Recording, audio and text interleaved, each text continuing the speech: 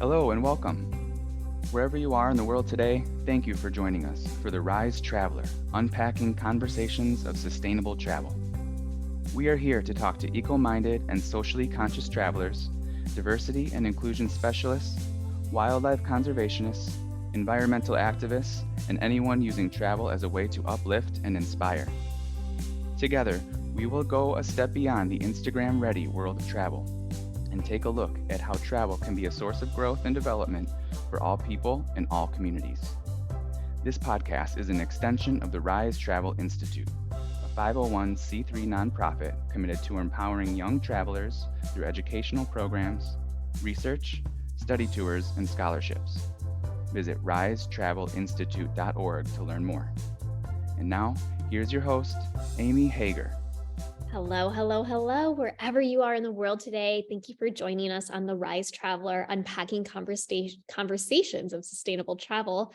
We're here to really talk about how travel can be uplifting and inspiring and going a step beyond that Instagram-ready world of travel, and really take a look at how travel can be a source of growth and development for all people in all communities.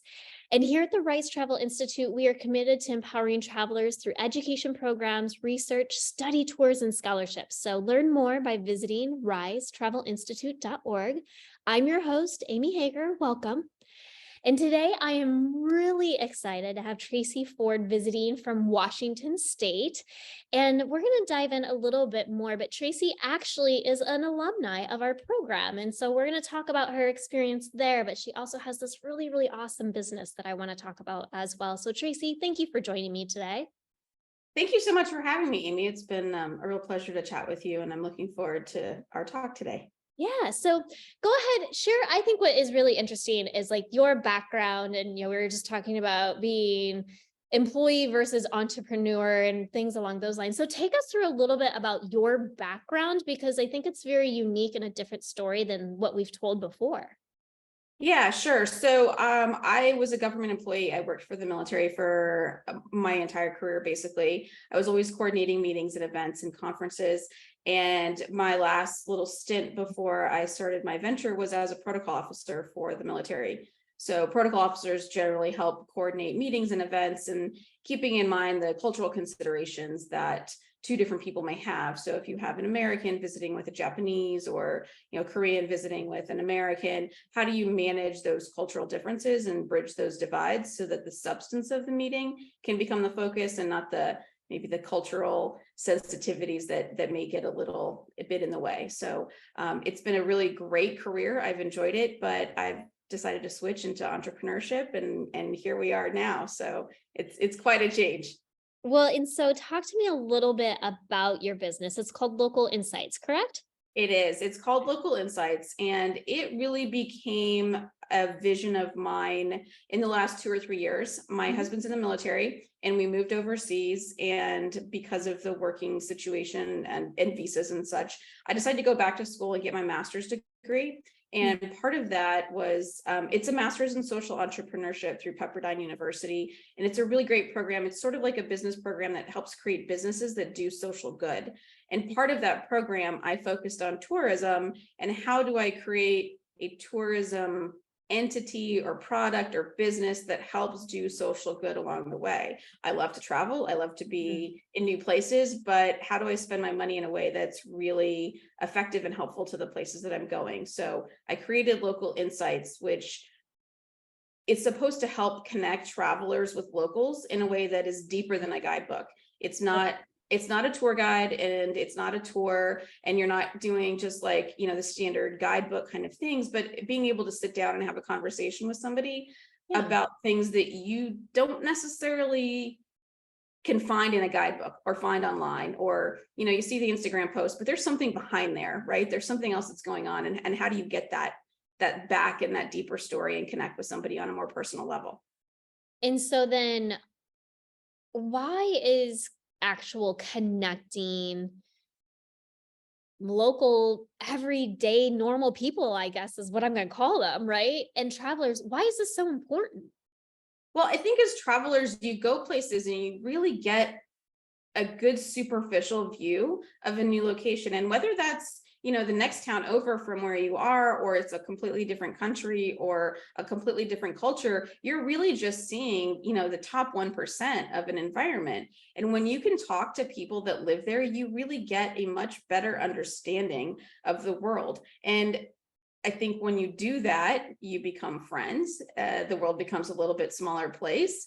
You understand what life is like in different places. You can understand cultures, and make connections. And I think once you've made those connections and you've come to appreciate a new place, you may work a little harder to preserve it. You may work a little harder to protect that environment or protect that people. Or when you see a news story and some conflict happening somewhere, you think, hey, I've been there. I know people that live there, and how can I help in a way that is sustainable and helpful using my tourism dollars? And so how has knowing someone locally really helped you? Because I know you've moved a lot and traveled a lot within your military family career.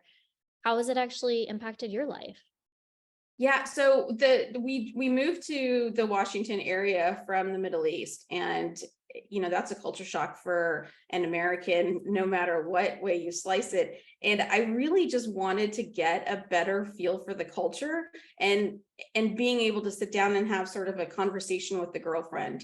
Why are you wearing a head covering? What is it like to go to a mosque? I didn't grow up in an area that had any Muslims, and so being immersed into this place and not knowing how to operate myself, what do I wear? What do I say? What do I do?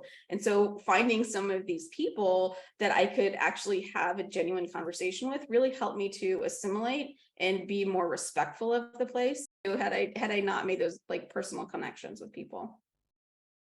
And so then making those personal connections, and I think one thing too is it's not just at random posting online saying, hey, I'm going to Bahrain, or hey, I'm going to Bremerton, Washington. There's some deliberates behind it, right? And you want to also make sure that you're connecting people from underutilized individuals. And so why is that important? Well, again, I mean, it goes back to tourism dollars, right? How much money you have to spend when you go on vacation. And if you can go to a place and support a local economy or a group of people from an overlooked community or marginalized community, say there's a group of senior citizens, and you're traveling with your partner and you have this interest in, I don't know, 18th century architecture, and you can meet a retired architecture professor when you're in this piazza in this little town in Rome. What better way to learn about this place? So now you've learned something. You've spent your tourism dollars in a way that is sustainable for the people that are there, and the locals then earn a little bit of money. Senior citizens are historically lonely. They get a little isolated as they retire and come out of the workforce. So all of a sudden now they're having this social life. They can meet with people for coffee once a week, twice a week, whatever their schedule allows. Or maybe it's a different kind of marginalized community that is overlooked or needs a little bit more flexible schedule. And maybe you're a family traveling with kids, and you want to meet with the local soccer football group that's where you're going, and you want to have a play date with another family that's there. I think that's a really great way to experience a culture that's deeper.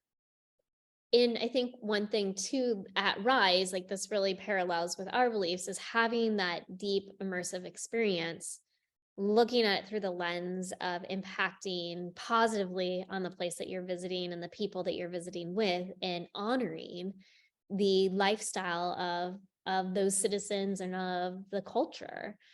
And so knowing that we have a lot of the same parallels and missions, I'm curious, why did you take the Rise Flagship certificate program? Well, part of my master's program was my focus in tourism, and I knew that I was a tourist and I knew how to be your traditional tourist, but I didn't know how to be a good tourist. And so really it came from a bit of a drive to be personally responsible for what I was doing, but also I wanted to gather the information from the Rise course so that I could then in turn share it with the locals that I will be recruiting for my business. So as a local, you'll come and work for Local Insights, but I want the locals to have that same base level of knowledge to be good hosts for their countries. But then also the tourists, they need to have a base understanding of a culture that they go to. They need to understand what it's like to have, a culture that is maybe not theirs, or, how do you, as say an American going into, a different country, how do you approach that spectrum of power? How do you approach in a way that is, it's not just sustainability and, greenwashing of things, but, are you taking photos of children? Are the children happy for you to take photos of them? Are you riding an elephant in a place that is just bad for the elephant? So the information from the Rise course really is helping me shape my business and how I communicate those principles to the tourists that I will be engaging with and the locals that I'll be working with. Yeah. And so was there one thing from your travels and even learning what you've learned from the Flagship certificate program that has really impacted you personally? Part of my master's program was doing an internship, if you will. And I was able to travel to Rwanda for about a month, and I was coordinating with a local tour company there, Red Rocks. If you haven't been, it's fantastic. I'll put a little plug for them. But I was walking around Rwanda. I was in the main capital city, Kigali, and then I was in a smaller village. And it really, really struck me that I had never been the other in a culture. I had never been the one who looked different from everybody else. And really reflecting now upon that, I can remember walking down the street for 3 or 4 days in a row, and I was the only white person that was there. And it became very overwhelming to manage that. And so, coming back from Rwanda and understanding, some of those coursework that we had about decolonizing and inclusivity, and having to understand where I fit in the larger world, in the larger scheme. Gosh, I can't imagine a more impactful moment that I had. And then also being able to sort of reflect that back to the people that I see that are the other, whether it's, other gender, other, race, other, culture, whatever that is. It's very disorienting. And so then kind of tying all of this together with your business, the flow of getting your master's and going through the program, having this experience in your internship and knowing that, you're going to be able to really help people connect differently at that local level. Why is this work so important to you? What's the why behind all of this? Oh gosh. Why do I do this? I really think I said this to somebody once and they thought I was just a pipe dream and so silly. I really think that if we travel and we become friends, that we can generate world peace, right? It sounds like, the Miss America pledge, I would like world peace. But honestly, if you can learn something about another person, you connect with them and you are more likely to be nice to them, to be grateful for them, to advocate for them, to, be a partner with them, to help when you need. And one person can do this, 20 people, 1 million people, an entire country, right? If we can just expand this, one-on-one friendship in a way that just ripples out to the world, the world's a better place. And so is that the legacy that you're looking to leave behind in this world? Oh God, legacy, it's such a loaded term, but I really would like to be remembered for making the world a better place. And I don't know how exactly I'm going to do that, but tourism is the avenue that I'm going to be taking. So I hope that my project succeeds. And if it doesn't, at the very least, I'll be a good tourist along the way. Well, I am sending you, and I know all of our listeners are sending you all of the best luck. And I think you do have a beautiful vision that can be really utilized. And so, I think you've learned what you needed to learn along the way from your different studies. And we're always learning, right? There's never a stop to that. So thank you so much for including us on a part of your journey.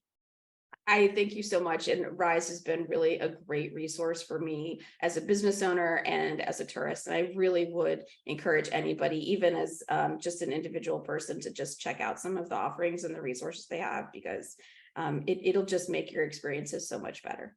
Thank you so much for sharing that and just kind of summarizing it for us and bringing us to the end of our journey today, Tracey. So Thanks, Amy. Yeah, and if you've liked what Tracey has said about the Rise Travel Institute program, be sure to check out our website. And if you want to hear more inspiring stories like Tracey's, please subscribe, like, or comment.